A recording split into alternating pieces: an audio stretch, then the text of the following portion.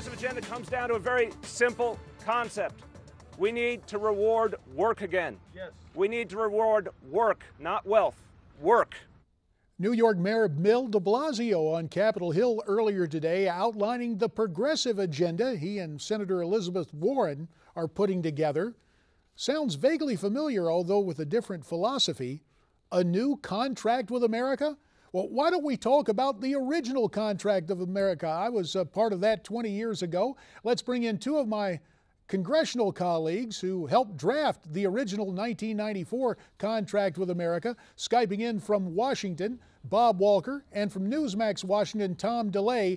And then to try and get a handle on what the progressives are up to, our good friend who leans a little bit to the left from Newsmax New York, Ellis Henican, radio and TV commentator.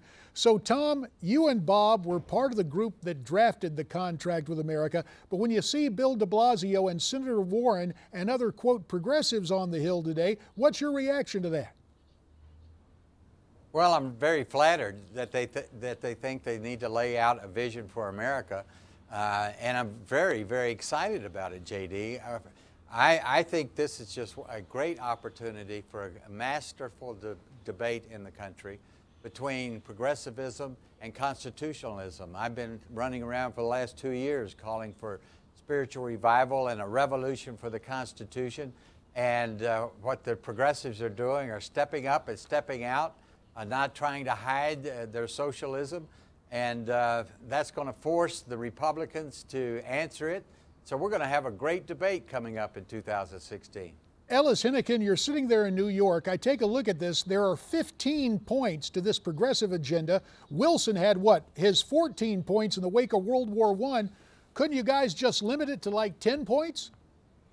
You know, there's so much good work to be done, isn't there, JD? Listen, one thing that I think progressives have learned from Bob and Tom and JD, some of you guys back in the 90s, is that if you want to stand for something, you have to say what it is that you stand for. And so laying down a marker, putting out some principles, and articulating them in a very clear fashion turns out in politics to be a very effective technique. It can work on the left and it can work on the right, but you know, this mushy middle stuff really doesn't get you very far. Well, this is so far being sweetness and love in terms of setting up the terms of the debate. And you know, we spoke with Newt Gingrich when we put together here at Newsmax TV a program on the 20th anniversary of the GOP contract with America. Listen to what Newt had to say, invoking the memory of Sonny Bono. Well, somebody said there's a difference between a tidal wave and an earthquake, that the tidal wave eventually recedes, but the earthquake changes things permanently. This may well have been an earthquake rather than a tidal wave. And so mindful of that, Bob Walker, we go back 20 years to the Republican contract with America. It certainly shook up Washington. It defined a debate. Looking back on that and comparing it to the efforts of progressives now, Bob, what are your thoughts? Well, look, if all they're doing is putting out the ideas that they have, they're not doing a real contract. The contract that we did came with specific legislation. We told the American people not only what we stood for, but we said, here's the legislation to implement what we stand for. Now, it'll be very interesting to see whether or not the progressives come up with that level of detail, because we were subjected to some criticism for the fact that we were very specific about what we were going to do.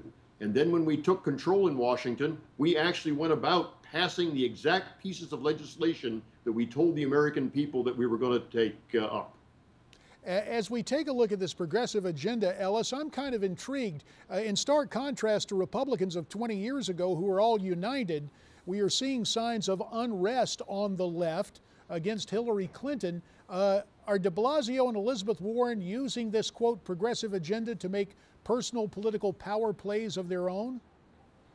I'm not sure why we need to keep putting quotes around the word progressive, JD. I mean, it is a progressive agenda. You know, I don't know, frankly, that all the conservatives were singing in harmony back in the 90s. I mean, there were social conservatives and libertarian conservatives and some old country club folks hanging around. And the same is kind of true of both of these parties. They're Big Ten operations that have to include a lot of people with some divergent views. But again, I just get back to the point made earlier. It's good to say what you stand for. Go make the case as well as you can. And you know what? Maybe some people will agree with you. And in that vein, I think we've made history tonight. Ellis Henican and Tom DeLay agreeing on something. Again, Tom, you say this does set the terms of the political debate for 2016. 30 seconds, sir, for the last word from you, Tom. Well, let me just say to Ellis that all the Republican candidates signed the contract with America, all but one. So everybody, all those diverse groups came together and signed it. I just want to say that in looking at the 15 points, not one of them is constitutional.